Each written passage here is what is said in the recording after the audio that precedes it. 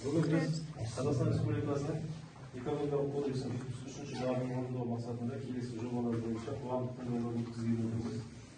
Тақырыптары: комсомол кен орнындағы жойылған J1 ұңғымасын қалпына келтіру бойынша жеке техникалық жобалық толықтыруына арналған қоршаған ортаны қорғау бөлімі. Одан кейін кен орнындағы К26НН көлбеу бұрғыланған ұңғымасын бұрғылау бойынша жеке техникалық жобаға арналған қоршаған ортаны қорғау бөлімі. Кен орнындағы К27 ұңғымасын бұрғылау бойынша жеке техникалық жобаға арналған қоршаған ортаны қорғау бөлімі.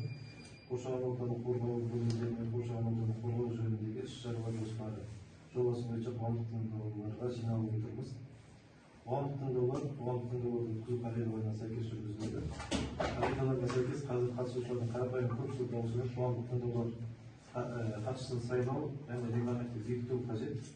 Қатысушы ретінде біз қазір кімді ұсынамыз? Арыстанова Екатерина ұсынылады. Кім қолдайды? Қолдарыңызды көтеріп, дауыс беру нәтижелері бойынша сайлайды. Қатысушы ретінде осы кісіні. Қарсы емессіздер ме? Қарсы болмаса регламентті бекітейік. Баяндамашылардың сөз сөйлеу уақыты 10-15 минут ұзартылды.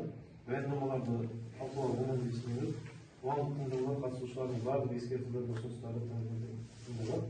Өз кезегінде баяндамашылар қоғамдық тыңдаулар қатысушылардың ескертулері мен ұсыныстарына жауап беріп, қоғамдық тыңдаулардың қорытындысын шығару 10 минутқа дейін. Қоғамдық тыңдауларды өткізу процесінде оған қатысып отырған кез келген тұлға белгіленген регламентке сәйкес өз ескертулері ұсыныстарын білдіре алады.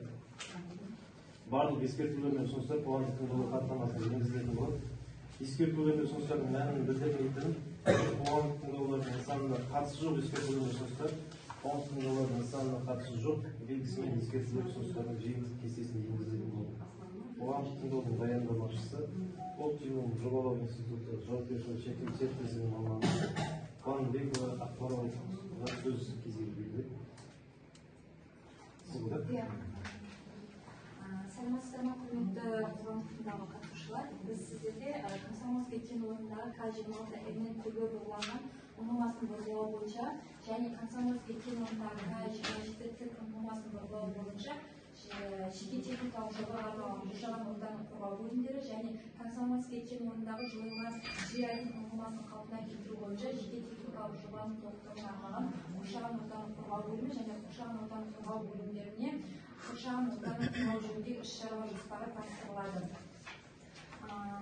Комсомольский кен орны Маңғыстау облысы Бозашты өзенінің солтүстік-шығыс бөлігіндегі өлі қолтық сорының шегінде орналасқан. Аумақтық жер бедері тегіс, абсолюттік белгілері -19 метрден -27 метрге дейін төмен. Топырақты ортас қоспасы туындылары шөгінділермен ұсынылған.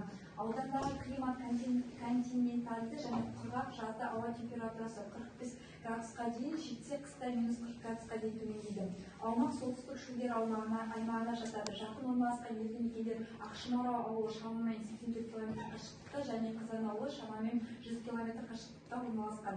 Өсімдіктер сирек, шөлді ландшафттарға тән, жусан сексеу түйін. Жануарлар әлемі сарышұнақтармен, ұсақ кеміргіштермен, зерттеумен және дала құстарымен ұсынылған. Учаскеге жақын маңда ерекше қорғалатын табиғи аумақтар, сирек кездесетін немесе қызыл кітапқа енгізілген жануарлар мен өсімдіктер мекендеу орындары, сондай-ақ су қорғау аймақтары анықталған жоқ. Сондықтан жобалық шешімдерді іске асыру ерекше құнды табиғи нысандарды қозғамайды.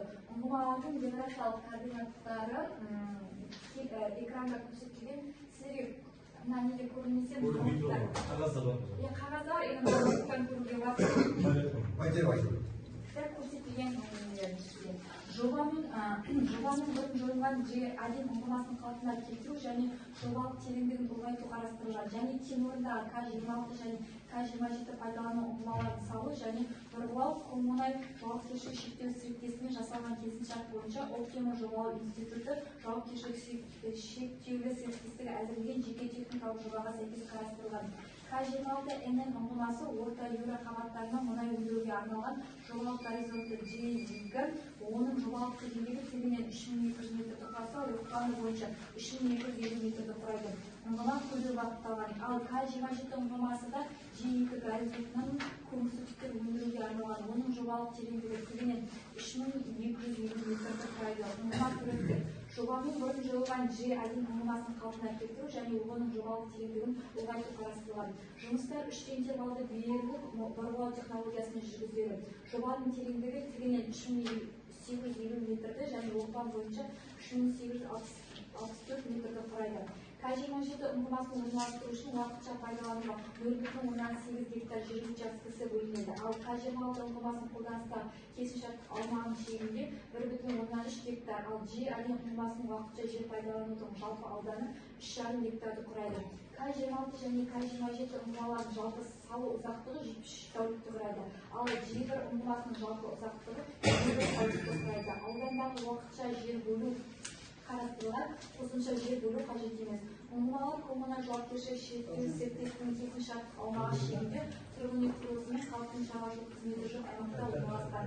Ұңғымаларды салу және бұрғылау бойынша негізгі жұмыс түрлері алаңды жоспарлау және бұрғылау қондырғысына арналған іргетастарды орнату, технологиялық жабдықтар және инженерлік коммуникацияларды монтаждау, ұңғыманы бұрғылау және құбырларды тізбектерін бекіту, G550 қондырғысын немесе оның баламасын пайдалана отырып, ұңғыманы сынау жұмыстары қарастырылған. Бұрғылау жұмыстары аяқталғаннан кейін ашылған қабаттардың өнімділігін бағалау және геологиялық кәсіпшілік параметрлерін нақтылау мақсатымен екі ұңғымада сынақтан өтеді. Осы ұңғымаларды бұрғылау кезінде негізгі шығарындылар көздері дизель генераторлар, автокөліктер және құрылыс монтаж жабдықтары. Әр ұңғыманы салу кезінде шығарындылардың көздерінің жалпы саны 39 бірлікті құрайды. G1 ұңғымасы бойынша 9 ұйымдастырылған шығарындылар болса, ал 30-ы ұйымдастырылмаған көздер. Ал К26 және К27 ұңғымалар бойынша 8-і ұйымдастырылған болса, 31-і ұйымдастырылған көздер болып табылады. Шығарындылар көлемі G1 ұңғымасы бойынша жылына 99,167 тоннаны құраса, К26 және К27 ұңғымалары бойынша 93,150 тоннаны құрайды. Жүргізілген ластаушы заттардың таралуы есептеулер санитарлық қорғау аймағының шекарасындағы барлық компоненттердің концентрациясы Қазақстан Республикасының санитарлық нормативтерімен белгіленген шекті рұқсат етілген концентрациялардан аспайтынын көрсетті. Шығарындыларды таралу аймағы жақын маңдағы елді мекендерге жеткізу. Ол олардың халыққа әсерін жоққа шығарады. Жұмыс жүргізу кезінде кен орнында су, ауызсу және технологиялық қажеттіліктер үшін қолданылады. Ауызсу автокөлікпен жеткізіледі, техникалық су келісімшарт бойынша жеткізіледі. Коммуналдық жауапкершілігі шектеулі серіктестігінің өз суымен жабдықтау көздері жоқ. Резерв ретінде бөлшектердегі ауызсу қолданылады. Әсер ету аймағында су нысандары жоқ, ластанған суларды қоршаған ортаға төгу жоспарланбаған. Тұрақты жұмыс істейтін су ағындары жоқ. Сумен жабдықтау артезиан ұңғымалар және әкелінетін су есебінен жүзеге асырылады. Ластанған суларды қоршаған ортаға төгу қарастырылмаған.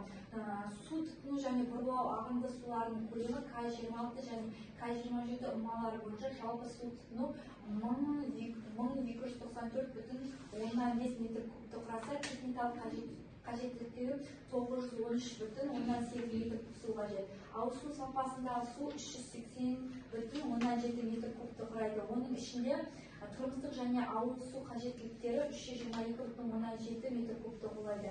Бұрғылау ағын сулар көлемі 1255,2 метр кубты құрайды. Ал G1 ұңғымасы бойынша жалпы су тұтынуы 751,2 метр кубты құраса, техникалық қажеттіліктері 480,3 метр куб, ауыз су сапасындағы суға 270,9 метр кубты құрайды.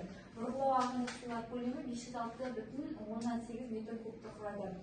Ұңғыма құрылысының қалдықтары түзілумен қатар жүретінін сөзсіз. Олар тиісті түрде өңделмеген жағдайда қоршаған ортаға теріс әсер етуі мүмкін.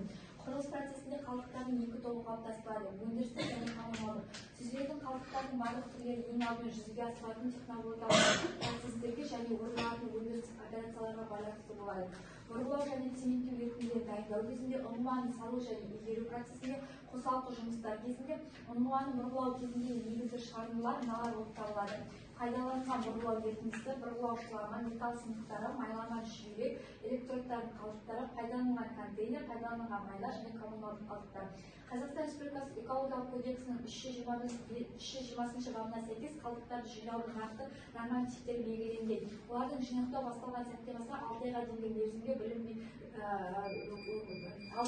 мерзімге орнында уақытша сақтауға жол беріледі. Осы мерзім өткеннен кейін қалдықтар кәдеге жарату немесе жою үшін мамандандырылған жұмыстарға берілуге тиіс. Уақытша сақтау орындары қалдықтардың 3-ші тұлғаларға берген сәтке дейін барлық қауіпсіздік талаптарын сақтай отырып жабдықтауы тиіс.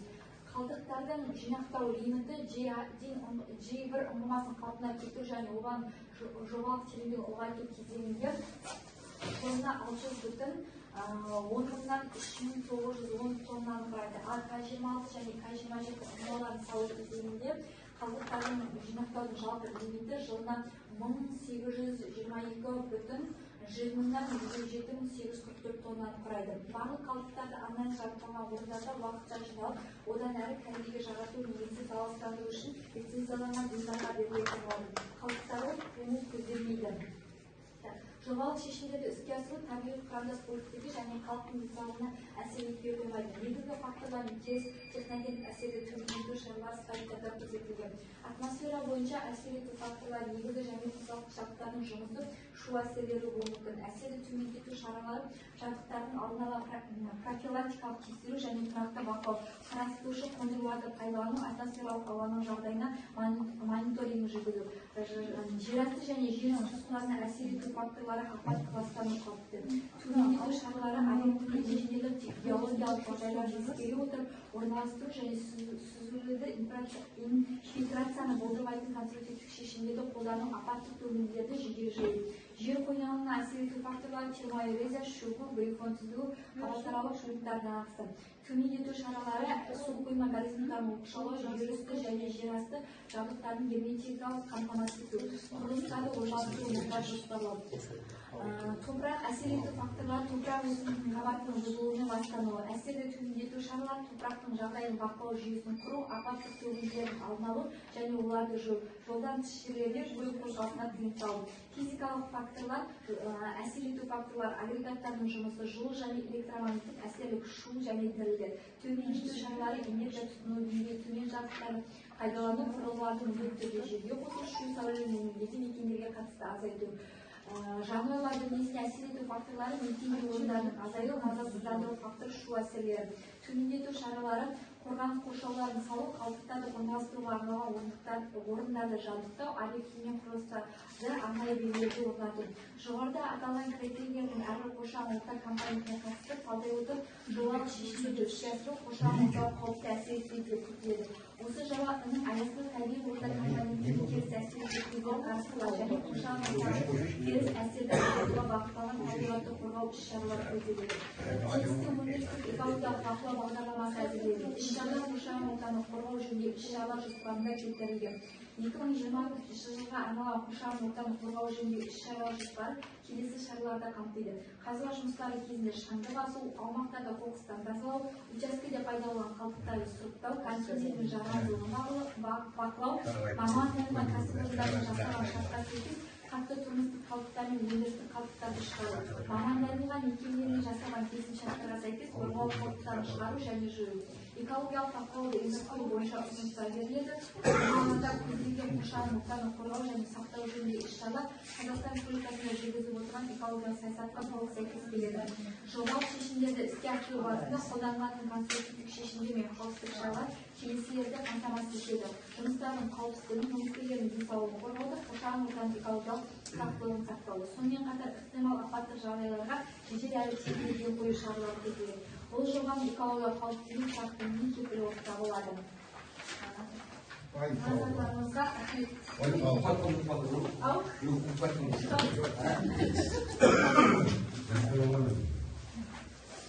Сұрақтарыңыз болса жоба бойынша.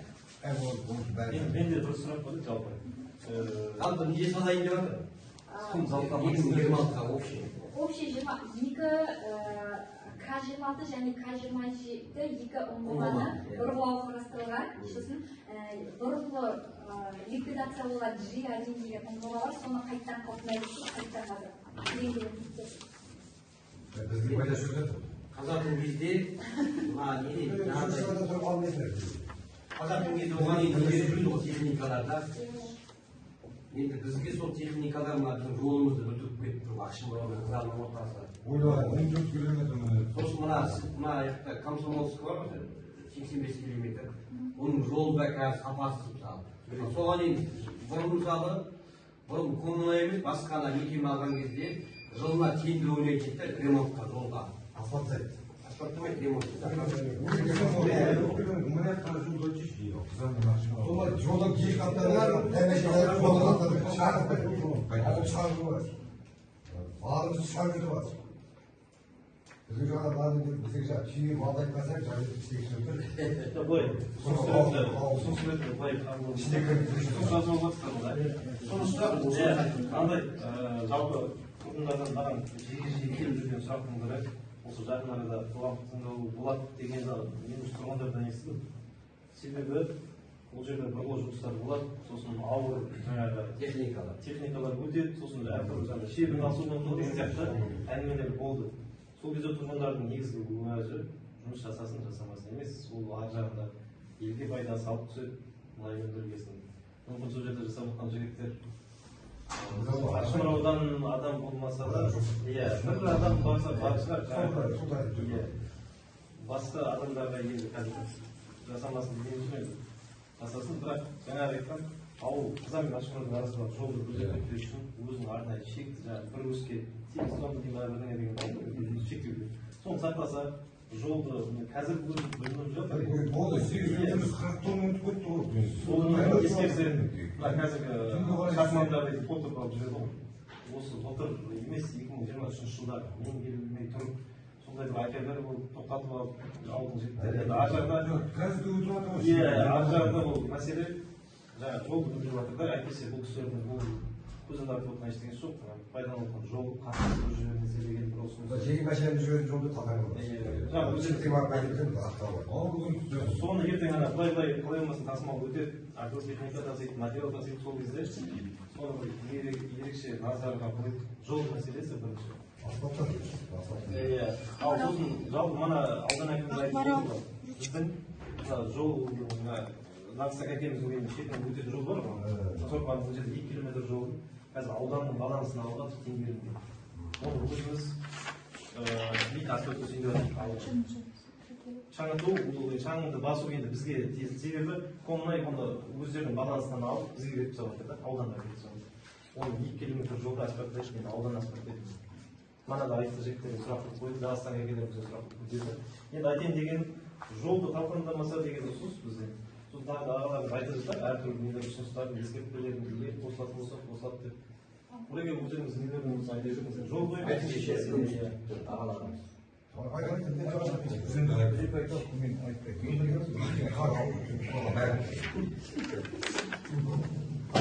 Бұл жерде былай ғой, қош келдіңіздер. Бұл жерде коммунай мысалы мына жаңағы тендер жариялады ғой, мен түсінгенімде. Оған бір не жеңіп алады да жаңағыдай. Кәсіби мекеме жеңіп алады да, манағы ұңғыманы орнату үшін олар шебін тасиды, солай ғой да. Шебін жаңағыдай материал тасиды ғой коммунайға да. Сол кезде олар енді мысалы манағы 40 тоннық машинаға олар 8 тонны салмайды, оларға уже невидимді танып. Ешқандай не қылмайды да, ол еңбек қайырмайды. Коммунайға барып, Ақтаудан жүк тасығанда мысалы, олар 8 тонны тасымайды, олар 40 болмағанмен кемдегі міне 30 тонны тасыды да мысалы. Толтырып тасиды. Ол келеді де біздің жолымызды бүлдіреді да, асфальттың, азғантай асфальттың. Өзі бір қабат асфальт ғой. Соған қандай шара бар мысалы, қандай не алдын ала мысалы? Ескерт қандай да бір жаңағы енді мекеме жеңіп алады ғой. Солар ескертіп Менің атым Жандос, халық келді мемлекеттік органдарда жұмыс бойынша маман. Бұл жерде айтып отқан біз енді бұл подрядчиктерде өзіміз жақтан істейтін обещание береміз дегенде подрядчиктерді контроль жасауымыз керек қой. Сіз айтқандай грузда 8 тонны каждый осыдан аспау керек. Соны қадағалаймыз енді бұл жағынан басқа жағынан уәде береміз деген ғой қадағалау. Егерде мысалы сіздер мысалы қадағаламай қалып бұл мәшіндер жүріп осы ауылдың балдары мысалы оған не жасауы мүмкін мысалы да Мен жолын сатқан болатын, біз бұл мәселені көтеріп жатырық. Жол инспекциясына бәріне түгел хаттама бәрін жіберіп қойдық, жалпыда. Ол қазір де жүріп жатыр мәшіндердегі. Сіздер уже договор жасамай-ақ, басталып жатыр жұмыс істейтін. Осыдан 2-3 ай бұрын мен естігем ол хабарды да. Түнде мысалы 2-3 күндікте мен түнде келдім, 7-8 мәшін динамик кәдімгі шебін алып барды да. Оның үстінде қанша тонны бар мен білмеймін да мысалы. Үлкен машина. Үлкен машина. Осы тасып барып коммунаға кетіп барды да. Үретерді қаптаны жүреді. Үретерден жүруге не жоқ қой. Сосын тағы бір ана коммунайдарға жасалып жатқан, шығып жатқан атқор нелер қайда төгіліп жатыр мысалы. Ол былай қарай өтпейді ақтауға қарай. Біздер қарап отырдық. Қалдықтар. Қалдықтар.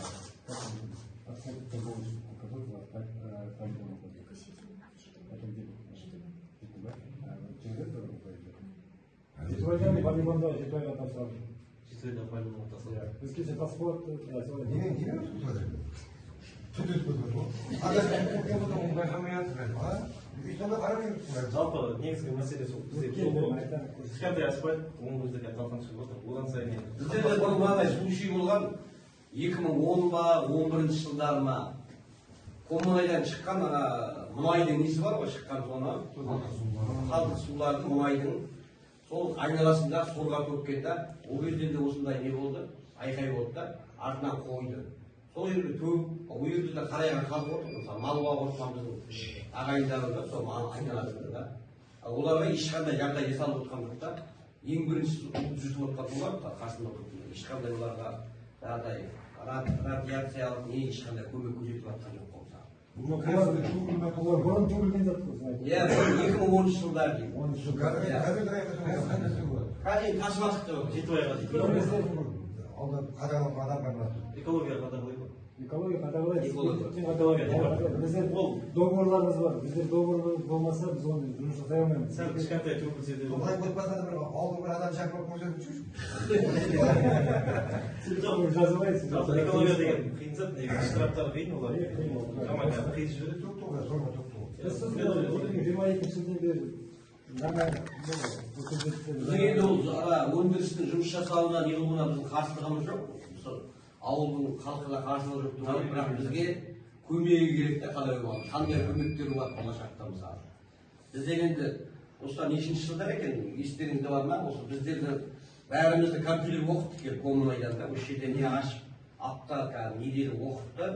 Содан кейін балдарды оқуға жаңағыдай общежитиямен немен стипендиямен қамтамасыз етті. Сол енді осы 1-2 жылдан кейін тоқтап қалды. Ол қай жылдары болған? Вот ерте басынан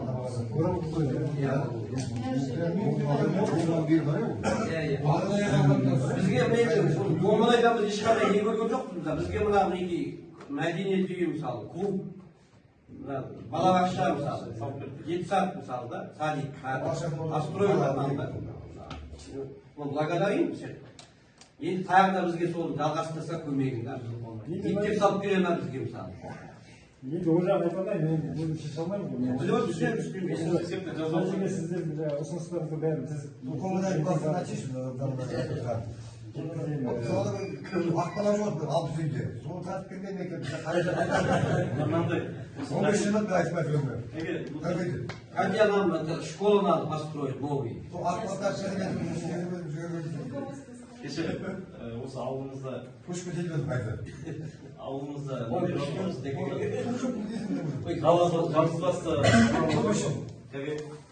жалғызбасты аналар бар, студент балдарды оқытып отырған.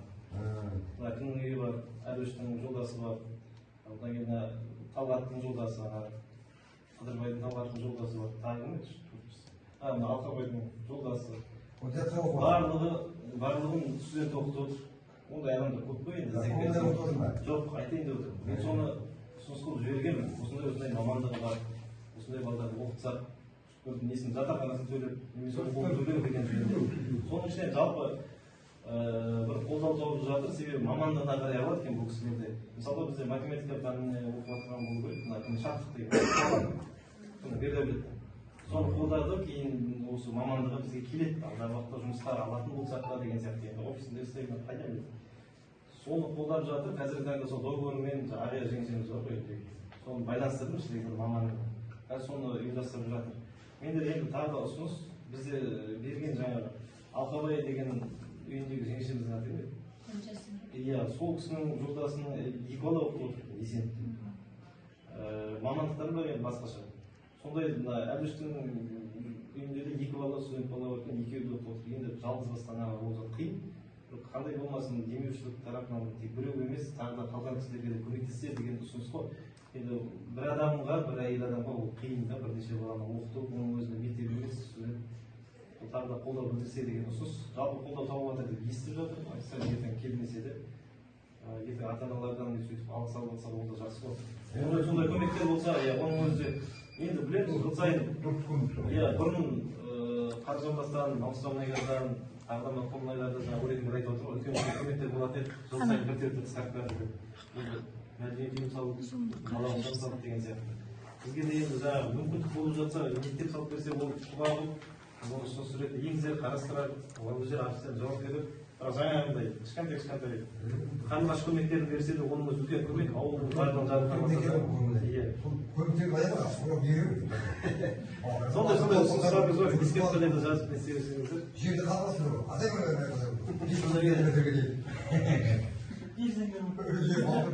арасында ауыл жаңағыдай аламауыз жөнінде де ауылымызда ең басты жұмыссыздық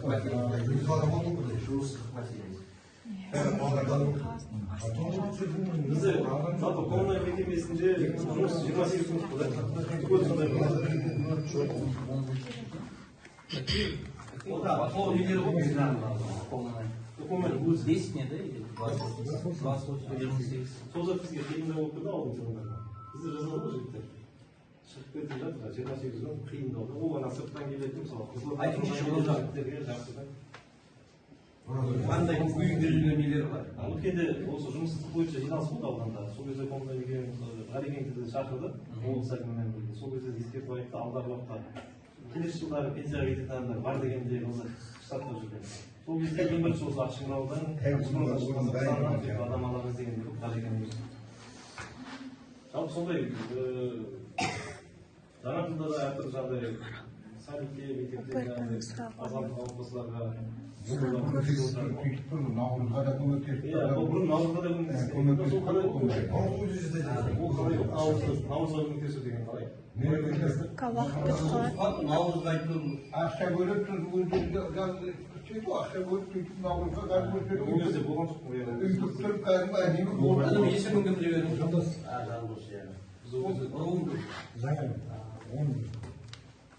ол үйдің бәрі сөйтіп сондай істеледі ол кішкене адам балдырып подарка берді. Бізге мына жаңа жылға енді мына көмектесіп тұр ғой.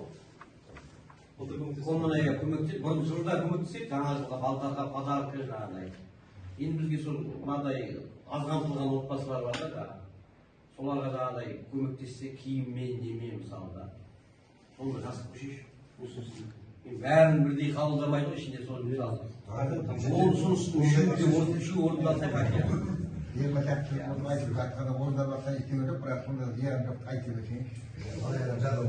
Шикарат жеп жатыр ғой ана. Былтыр берді. Былтыр мектепке 100-ге жақын, сосын садикке 20 берді. 25 сол кезде рахметін айтамыз. Былтыр 90-жылдықта көмектестік қой. 90-жылдықта адам жіберді әрең көмектесті. Сосын Әреке мына жерде жаңағы қайсым балаларды оқыту жөнінде сіздер ұсыныс жасап хатпен шықтыңыз ба? немен Ғаликеңнің өзімен байланысып шықтым. Я соғыс сұрақ бар ма жоқ па сұрашы? Маржан Накипова дейді. Сол кісімен байланысып отырмын. УПРП мен департаментке сұрақтар бар ма сіздерде? Басқармада. Он минуттай мен соны жабылып кетті. Сіздер шақырттың сіздерде бар ма сұрақ? енді қалған балаларды қосымша қосып жіберсе жақсы болады. Бұның Қытайбайдың талғаты жалпы медицинаны оқып отыр екен. Студенттің ақшасы жыл сайын миллион 200 теңге төлейді. 1 миллион 200 мың теңге. Ол бір аттары жөнінде жазып жіберсеңіздер де мен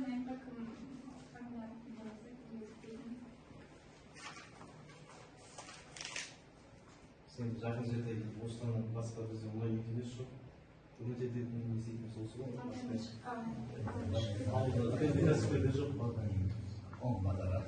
Андус мана бір тонна мұнайды несі ғой? Bir tонна мұнайды. Барель. 200 литр. Барель. Бірдеңе таза барель кетеді. Бізге мектеп лағымейді ауылға мектеп. енді өзіміз ауылымыздамыз ғой, өте көп мектеп фантазия кетіп қояды. Мектеп салу дейтін сіздің мекеменің күшіне Мәдени үйін салып беріп салып. біз ол мынау бұрын замандарда қазір мысалы жылдар тереңдеп барады ғой. Сауат ақшасы Олай идеал демей тұр ғой, фундамент тұр ғой, ешқандай не жоқ, кашап ештеңе жоқ. Кашапты жоқ қояды. білмеймін. Кашапты жоқ. Неме? Кашап жоқ пропаганда. Пропаганда давлениені айдап отыр. Ол да давлениесі азайтып кетті. Бармаса қайтып білесің бұнда. Сводкамен оқып отырамын ғой. Ара, жалғыз коммунайдың несіне описіне барғаннан кейін жатаға дейін мектеп керек дейсің. Онда сұрақтарыңыз болса, сұрақтар жоқ болса, керек. Сұрақтарымыз айтып қалың. Біз айтты. Онда басқа сұрақ болмаса, онда дауыс берейік. Оған өтті. Қарсылықтарыңыз жоқ болса, Жаңа бара келгеніңіз бермейді. Жиілерім ма? Жұмыс керек осы жиын. қазір қасында болса, Ана жерде жұмыс табылды ғой. Қатпай